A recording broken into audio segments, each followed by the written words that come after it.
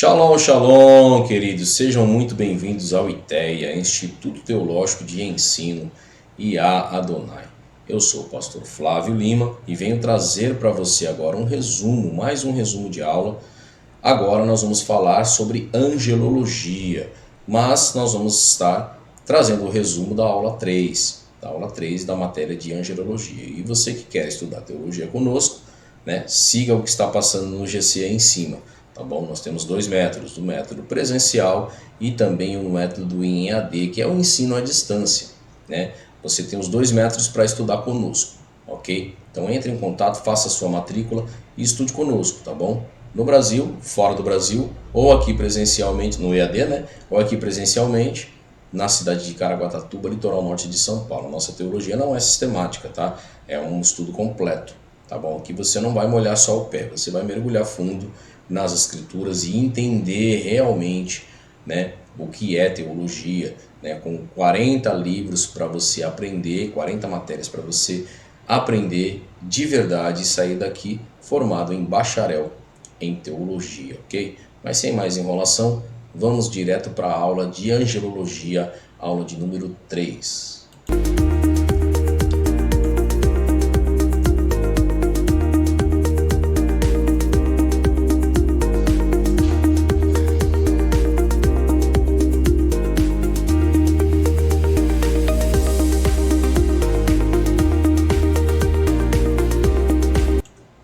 Muito bem, queridos, estamos de volta e hoje nós vamos falar desse livro aqui, ó. Vamos falar sobre angelologia, aula de número 3, ok? Então nós vamos aí, você que é aluno do ITEA e tem aí o seu livro, abra comigo aí o seu livro de teologia, o seu livro de angelologia. Abra na página 36, e nós vamos agora estudar um resumo da aula de angelologia, ok? Você que quer ver a aula completa tem que se matricular e fazer parte do curso de teologia aqui no Bacharel Livre, no ITEA, que é o Instituto Teológico de Ensino Yah Adonai, ok? Muito bem, queridos, vamos para a aula 3. Nós vamos começar falando aqui sobre os anjos na segunda vinda de Cristo. Então nós sabemos que Cristo vai ter a sua primeira vinda, que será o arrebatamento num piscar de olhos, e a segunda vinda, que será para todo olho, que todo olho verá, A segunda vinda de Cristo, o segundo arrebatamento, nós sabemos que é para o povo escolhido, é para os judeus, Então os judeus aí vão passar por várias coisas e vão entender que Cristo é o Messias e vão também ser arrebatados na segunda vinda de Cristo. E os anjos terão papéis fundamentais, na incumbência deles dentro desse acontecimento tão grande que é a segunda vinda de Cristo. Isso aí você estuda com mais profundidade comigo lá em escatologia, na matéria de escatologia. Mas aqui nós vamos falar sobre o papel dos anjos, Mateus 24:31 está escrito assim: e ele enviará os seus anjos com rijo clamor de trombeta, dos quais ajuntarão os seus escolhidos desde os quatro ventos, de uma a outra extremidade dos céus. Os anjos têm a atividade especial em relação à criatura humana, quanto à vida presente e futura, na presciência divina. Todos os eventos escatológicos têm e terão a participação angelical. Então tudo o que for aí de acontecimentos que antecedem aí, que falam de Cristo, da vinda de Cristo, dos acontecimentos do cumprimento de promessas, todos eles têm ali uma participação angelical, Então vem aqui, primeira coisa, os anjos no translado das almas e espíritos dos mortos. Foi Jesus quem melhor ensinou esta importante doutrina. Ele contou a história de um homem pobre e um rico que morreram, conforme o texto de Lucas 16, capítulo 19 a 31. Um era justo e outro era ímpio. Após morrerem, ambos foram para um lugar dos mortos, denominado Sheol ou Hades, palavra hebraica e grega, respectivamente. Aí vem aqui, o que é o Sheol ou Hades? Quando Jesus ensinou sobre o reino dos céus, fez-nos a perspectiva do Antigo Testamento, em que o Sheol era identificado como sendo um só lugar com uma separação entre o seio de Abraão e o lugar de tormenta. Era intransponível e fazia a separação entre os dois lugares nesse mundo espiritual. Todos os mortos, justos e injustos, irão para este lugar. Os ímpios desciam para o lugar de tormenta e os justos iam para o paraíso, o seio de Abraão. Então nós entendemos aqui que o Sheol Hades, né, ele é um pré-inferno, né, assim como o seio de Abraão, como se fosse um pré-céu. É o lugar onde ficarão ali, né, todos ali armazenados ali até acontecer o julgamento, que aí haverá separação, né? Quem for para a morte eterna vai para a morte eterna, quem for para a vida eterna, né, vai para a vida eterna com Cristo, né? Então eu e você estaremos subindo com Cristo para a vida eterna. Mas os anjos estarão ali nesse acontecimento, tá bom? O Sheol Hades não é um purgatório, tá bom? Como o pessoal ensina, e purgatório não existe, tá? É uma balela, uma desculpa de que você vai lá, sua alma vai ficar vagando, pairando para você sofrer pelos seus pecados até que vocês tenham tudo pago para subir ao céu. Isso é uma balela, uma enganação. Existem dois caminhos, ou o céu ou o inferno. Ou você vai para o céu com Cristo, ou você vai ser lançado no lago de fogo junto com Satanás e seus demônios, tá? Essa é a morte eterna, tá? Aí os anjos terão um trabalho para fazer o translado das almas, tá? Porque quando Cristo voltar, ele vai levar a sua igreja num piscar de olhos. E a Bíblia diz que os mortos ressuscitarão primeiro. E logo depois irão os que estão vivos, né? Vai ficar só a roupa, né? Vai subir. E nessa segunda vinda de Cristo também, né? Nessa segunda vinda, Cristo, todo olho verá o acontecimento, porque ele vai descer montado num cavalo branco, né? Já aí como um juiz, né? Para julgar a terra. Ele vai descer montado num cavalo branco. E todo olho verá, todos os que ficarem aqui, né, na segunda vinda de Cristo. E aí Cristo ele vai levar todos os que ficaram, né, todos os que são justos subirão com Cristo, né, juntamente com o translado que os anjos irão fazer. Então esse é o papel dos anjos, tá? Na segunda vinda de Cristo, de estar levando os salvos, né, os transladados lá para o céu. Os anjos na ressurreição dos mortos em Cristo também terão participação, tá? Não significa que os anjos produzirão milagre, mas compartilharão o milagre da ressurreição, no sentido de conduzir, trasladar e convocar os mortos. Então eles vão fazer ali a organização para poder, né, levar todos aí que estão mortos para o lugar, né, onde serão julgados, né? Os anjos no arrebatamento dos vivos e na vinda de Cristo. Como se dará esse evento? Qual o papel dos anjos no arrebatamento? É uma pergunta que se faz aí. O Senhor Jesus mesmo participará desse evento glorioso. Diz o texto bíblico: o Senhor mesmo descerá do céu com um alarido, e ele pessoalmente virá ao encontro da sua amada igreja, como um noivo feliz, preparado e vestido gloriosamente. Esse encontro acontecerá nas regiões celestiais, que é, né, acima da nossa cabeça. O arcanjo de Deus terá papel importante nesse encontro, tá? O arcanjo, diretamente ligado ao trono de Deus, terá a missão de convocar todos os remidos de Cristo, vivos e mortos, para esse importante encontro. A igreja de Corinto, Paulo declarou que o arrebatamento acontecerá num abrir e fechar de olhos, ante a última trombeta. Está lá em 1 Coríntios, capítulo 15, versículo 52, né? 1 Tessalonicenses 4,16 fala sobre a voz como de trombeta, né? E nós vemos lá, essa expressão reforça a importância da evocação dos remidos, porque era esse o modo de Deus convocar o seu povo. De algum modo, o Espírito que vive na igreja fará com que esta identifique o chamado para o grande encontro com Cristo. E então os anjos terão também papel, né, importante nessa ressurreição dos mortos. Os anjos estarão presentes no julgamento das nações. Jesus falou desse julgamento no seu sermão escatológico aos discípulos em Mateus 25, 31 e 32. Será o julgamento inevitável, ninguém vai poder escapar. Pois essas nações rejeitaram o domínio de Cristo, preferindo o anticristo, o homem do pecado. Esse julgamento é identificado como a batalha de Armagedon. né? Então vai haver aí esse julgamento e os anjos estarão ali presentes, né? Nesse julgamento aí como um papel importante. Os anjos também estarão presentes na consumação dos séculos. Tá? Após o julgamento das nações no final da grande tribulação, Cristo instalará o seu reino messiânico. Para a concretização desse evento, diz a Bíblia que um anjo forte receberá a ordem para abrir o poço do abismo e prender a Satanás e seu demônio por 1000 anos. Então se iniciará uma nova fase de recuperação moral, social, física e material. Então, na consumação dos séculos também os anjos estarão presentes, fazendo ali também a sua parte, o seu trabalho, como manda, né, a palavra de Deus. Então, né, nessa parte aí nós falamos aí sobre a participação dos anjos. Agora vamos falar aqui sobre a origem e a queda de Satanás, né, que é importante também, tá bom?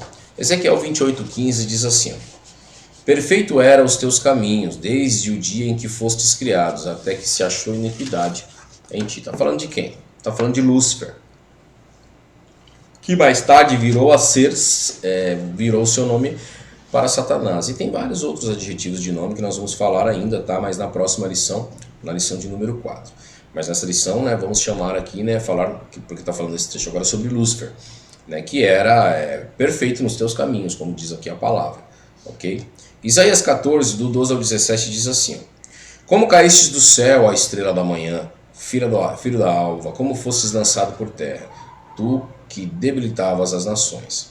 O 13, e tu dizias no teu coração: eu subirei ao céu, e acima das estrelas de Deus, e exaltarei o meu trono, e no monte da congregação me assentarei, na banda dos lados do norte. Subirei acima o 14, subirei acima das mais altas nuvens, e serei semelhante ao Altíssimo. E o 15, e contudo levado serás ao inferno, ao mais profundo abismo. O 16, o que te vieram te contemplarão, e considerar-te-ão dirão: é este varão que fazia estremecer a terra e que fazia tremer os reinos? E o 17, que punha o mundo como um deserto, assolava as suas cidades, e que os seus cativos não deixava ir solto para as casas deles?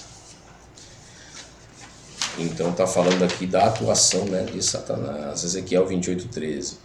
Estavas no Éden, jardim de Deus, toda pedra preciosa era a tua cobertura, e sardônica, e topázio, e diamante, e turquesa, e ônix, e jaspe, e safira, e carbúnculo, a esmeralda e o ouro. As obras dos teus tambores e dos teus pífaros estavam em ti. No dia em que fostes criados, fostes preparado. Tu eras querubim ungido para proteger, e te estabeleci no monte santo de Deus estavas, e no meio das pedras afogueadas andavas. Perfeito eras nos teus caminhos, desde o dia em que fostes criado, até que se achou iniquidade em ti. Então, falamos um pouquinho sobre a vivência, né, de Satanás lá no céu. Né? Ele andava sobre as pedras afogueadas, ele era coberto de toda sorte de pedras preciosas, né? Tem um versículo que diz que, de certa forma, quando ele se locomovia, ele emocionava o coração de Deus. De dentro dele saíam louvores, né? Mas achou-se iniquidade em ti, porque os anjos têm livre-arbítrio, né? Os anjos obedecem a Deus porque reconhecem Deus como o ser criador, né? Como o criador maior, como a causa causadora não causada, como um Deus atemporal, né? Como um Deus que existe por si próprio, né? Um Deus onipotente, onisciente, onipresente. Então eles servem a Deus e adoram a Deus por propriamente adoração, por alegria. Mas Satanás não quis fazer isso, né? O Lúcifer, ele queria ser igual a Deus. Então ele deixou entrar o que no coração dele? A soberba. Esse foi o primeiro pecado, tá? Nós vamos estudar isso lá em Hamartiologia. O primeiro pecado existente foi lá no céu, né? Foi o pecado de Satanás, né?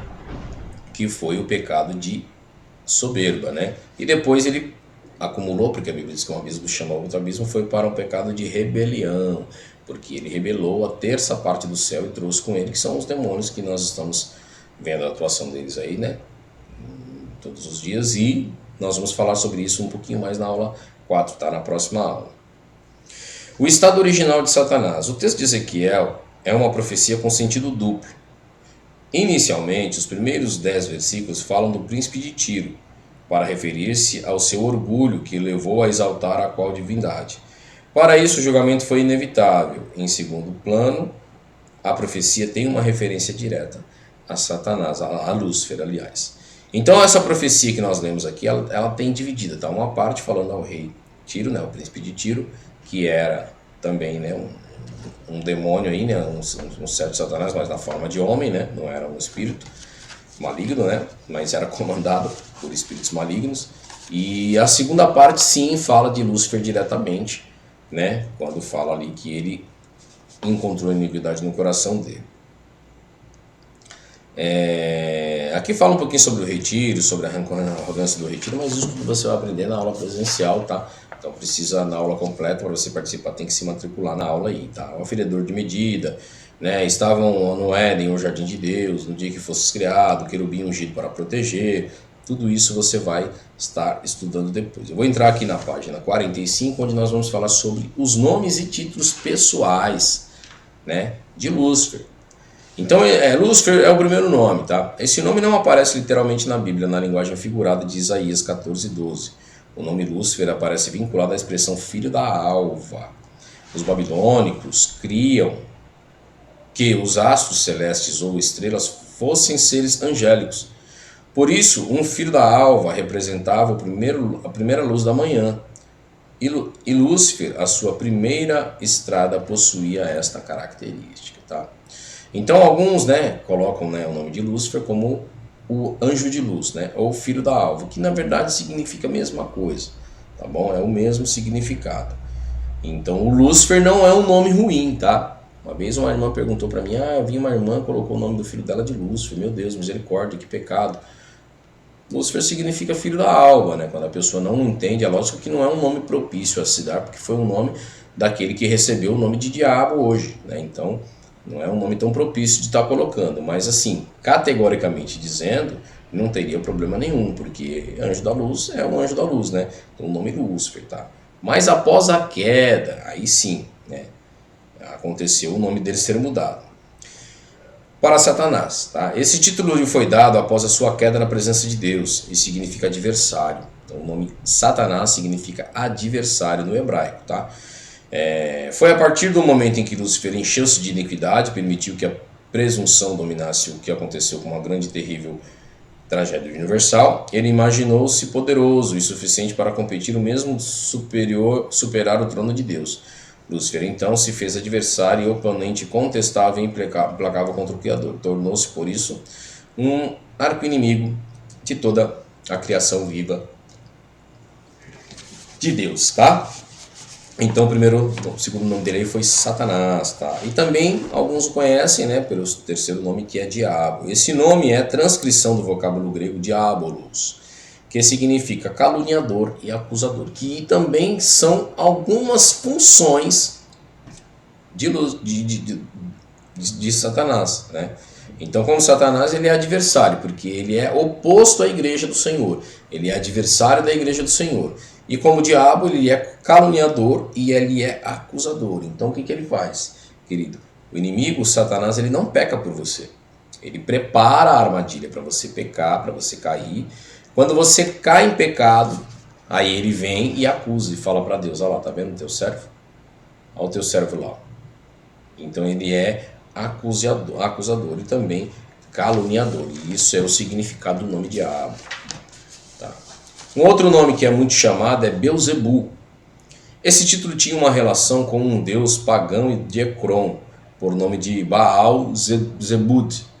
No texto grego do Novo Testamento, esse nome aparece como Beuzebu, cuja atribuição dada pelos judeus do tempo de Cristo era o de príncipe dos demônios. Então esse nome que ele, né, chama de Beuzebu também é por conta disso aí. Mais um nome aí que eles colocaram, né, que é aferido aí a Satanás, é Abaddon ou Apolion, tá? Então quando ouvir esses nomes aí, não tente falar, tá? Vou colocar esse nome, não. Essas palavras das línguas hebraicas e grega, respectivamente, têm o mesmo sentido bíblico que significam destruidor.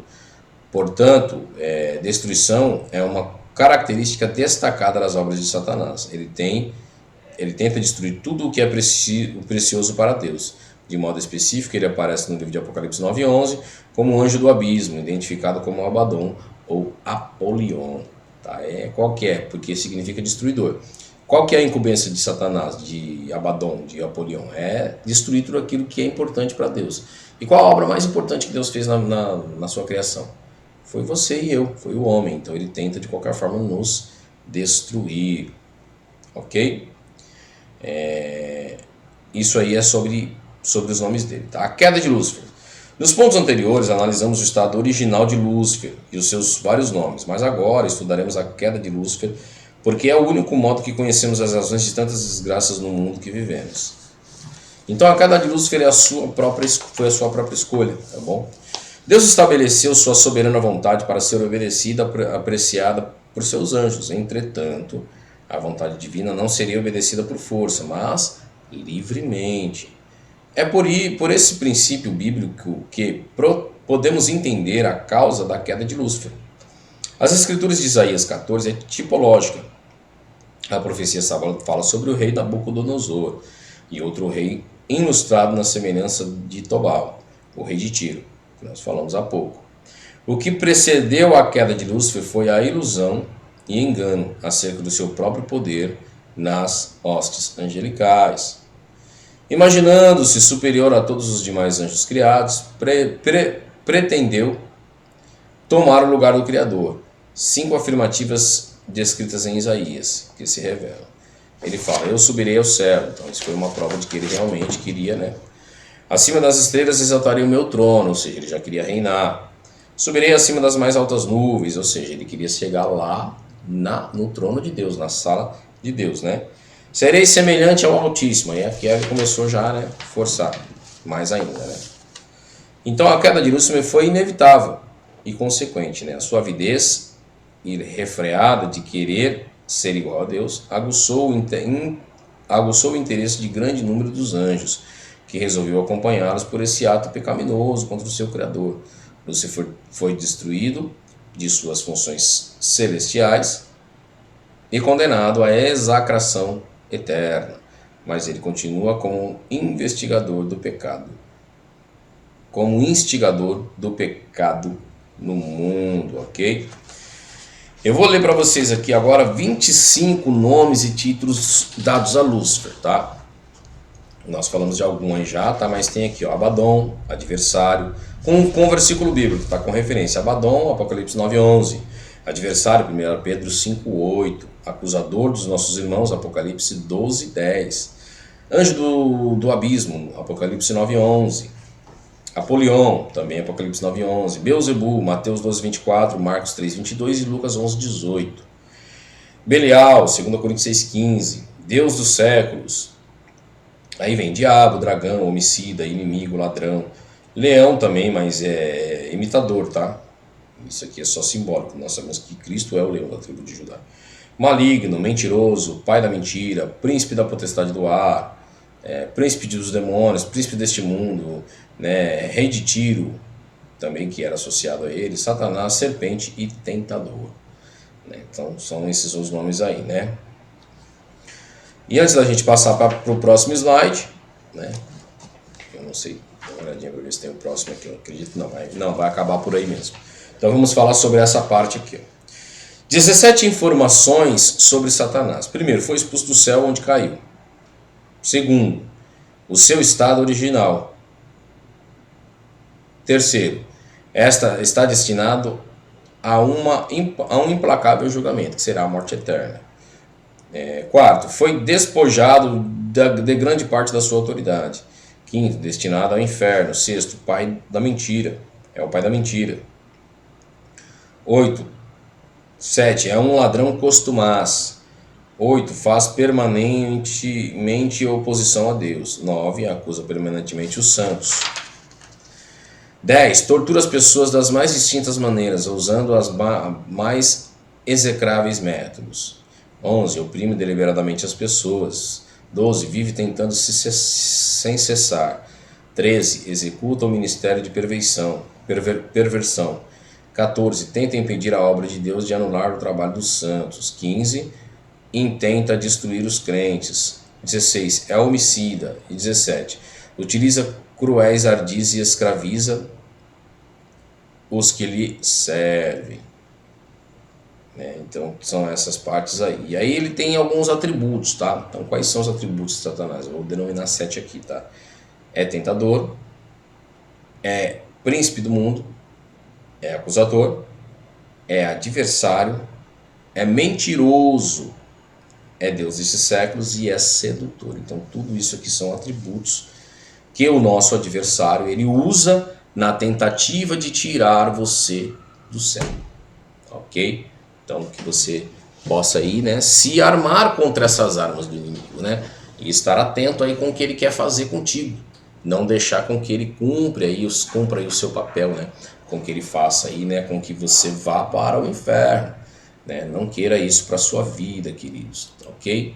Então nós chegamos aí, né, ao fim da aula 3. É só um resumo, tá? Esse é o mesmo slide usado na aula original, porém aqui nós vamos explicar todos os pontos deste livro aqui, tá? Que é o livro de Angelologia. Tá ok, queridos?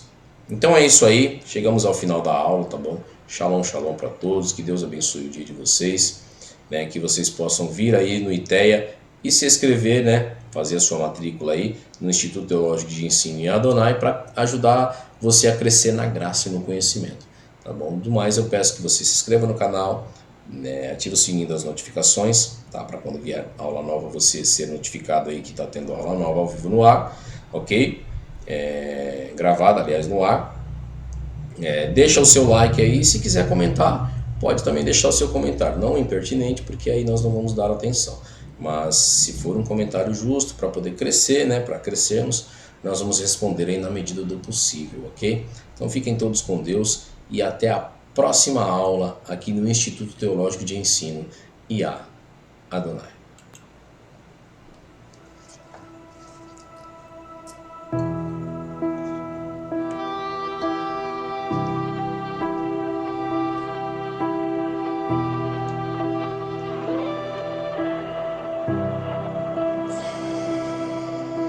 Deus de Jacó,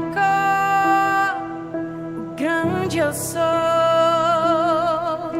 Rei dos anjos, Filho de Deus, voz de muitas águas, no céu é um louvor, mais forte que o trovão, o quanto a glória vem, Senhor.